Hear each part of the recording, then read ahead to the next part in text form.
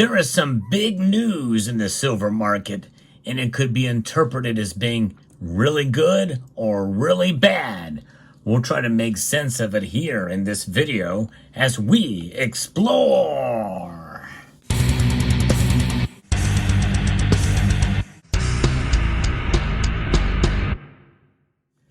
It is fascinating to see what happens in the world of precious metals, but especially silver. Almost all of us agree that silver is undervalued and should be a lot higher than where it is now. It is still trading well below its all-time high, and adjusted for inflation, it's got a whole lot more to go. But what has just happened very well could contribute to a continued pattern of depreciated silver prices. But it may not. It may actually mean that silver could start to rise again. Now, most of you know, I'm familiar with this channel, that I like to report on a number of different factors to measure silver's value, both perceived and real. And one of the ways I do that is through the debt clock, U.S. debt clock. I have a series called Silver and the Debt Clock. And in there, we chronicle a ratio. It is not a price, but it is seen as dollars, the amount of dollar bills that you see compared to the amount of silver mined per year. The amount of these printed compared to the amount of silver ounces produced per year. And that gives you a better idea, I think, of value. Right now, that number is sitting at 258. But another number is the derivative ratio, the amount of paper or electronic ounces of silver for every 1 ounce of physical. So right now that number is sitting up 402.49. I reported on this channel when it went over 400, and it very well may climb again very soon based off of a new report that has been shared from Profit Plus ID about the SLV. Over the last 4 or 5 days, we have seen 26.2 million new shares of the SLV ETF. That's 23.9 million ounces, or about $700 million of additional silver demand. Now, that is what he's saying. Now, that does not mean that that's the backed by physical. That's just the amount of shares that have been added that are outstanding. In other words, this number 402.49 is going to be changing very, very soon. And there's another chart that's been shared by Chris Marcus that explains what has been happening in the market since March of this year. We've seen a lot more of those derivatives, the weekly change in millions of ounces that have been part and parcel to leading silver climb well above $25 per ounce. It's been quite something to see. And of course, there's been times where there's been a lot of sell-off as well, too. And we did see that around April, May, mostly May towards June, which kind of subsided silver's price. But now those numbers are building back up again. And I think that is a pretty remarkable thing to see, what we're witnessing here, that we could very well, with this increase in these derivatives, could, believe it or not, see higher silver prices. A lot of people buying. And so I think that it's one of those things where, yeah, you would think that the more derivatives, the more silver that's out there in the paper form, that means that the price is going to fall. But in this case, if they're buying or short, if they short it all, well, that's a different measure. And I guess that could happen because we've seen that happen before. In that one chart, it's just going way back down. And that kind of suppresses or pushes the price of silver down. Although the word suppression is a very strong word in my view, it gets slammed down either through natural market forces, the buying and selling. I don't know. A lot of people feel there's an agenda behind it, and there very well could be. I think the biggest manipulator, though, is the Federal Reserve itself, the government. They want to prop up the dollar, and whatever lies in the wake of that, they really don't care.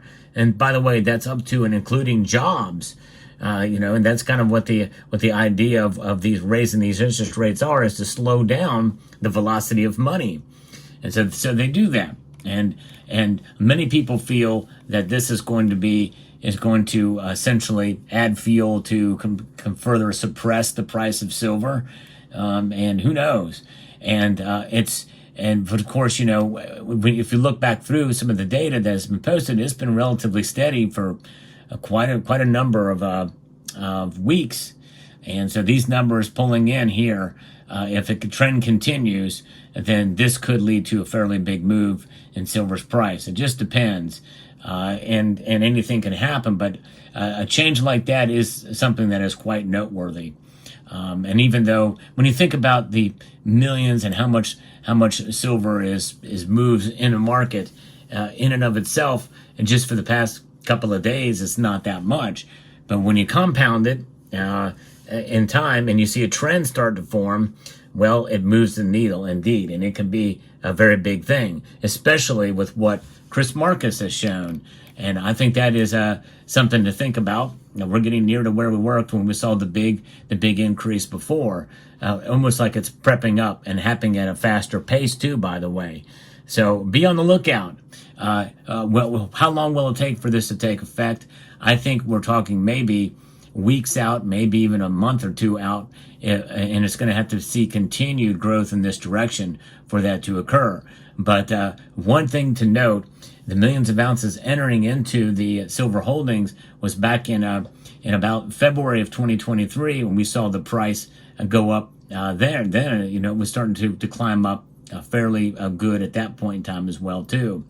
So it's all kind of related, and the amount of SLVs that hit, I think, can have a correlation with price.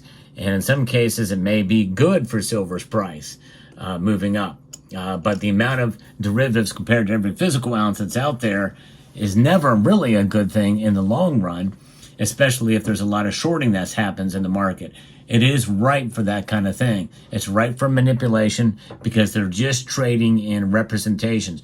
They're trading in exposure to silver's price, not in silver itself.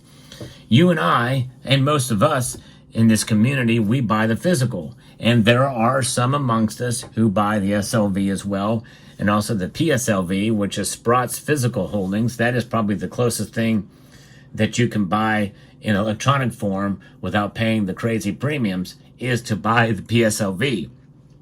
Because Sprott claims that all of those are backed by physical. There's a 1-to-1 ratio, not a 402.491 to ratio. So it's very interesting. Now, the paper to gold ratio is much, much less, but it's still very high too. But regardless, when you think about that, and when you look at the number that matters the most, which I report on in this channel in my series, is the actual dollars that are printed year over year to the amount of silver mined year over year.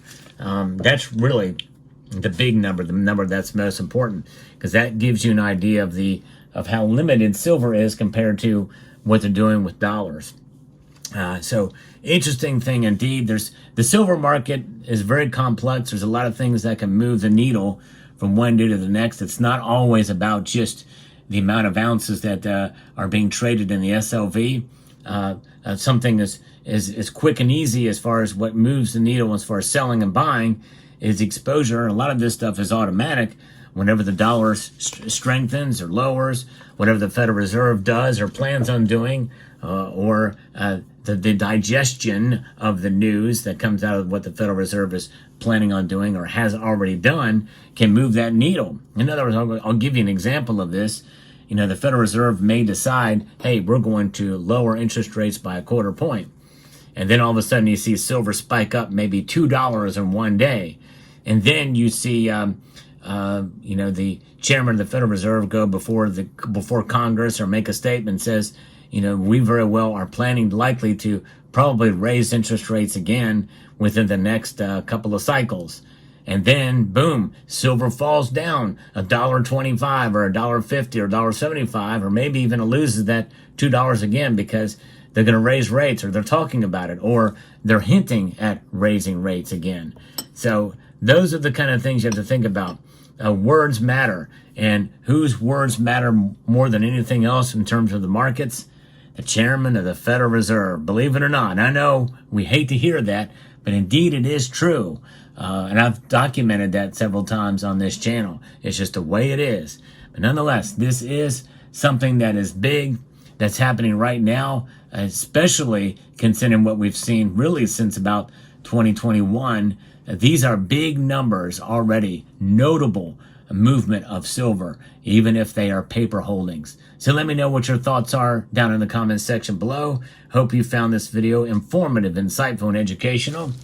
I would like to extend a multitude of gratitude to each and every one of you for taking the time to watch. And I want to encourage you to please rate this video. That means press that thumbs up button down below, share it, comment, and subscribe.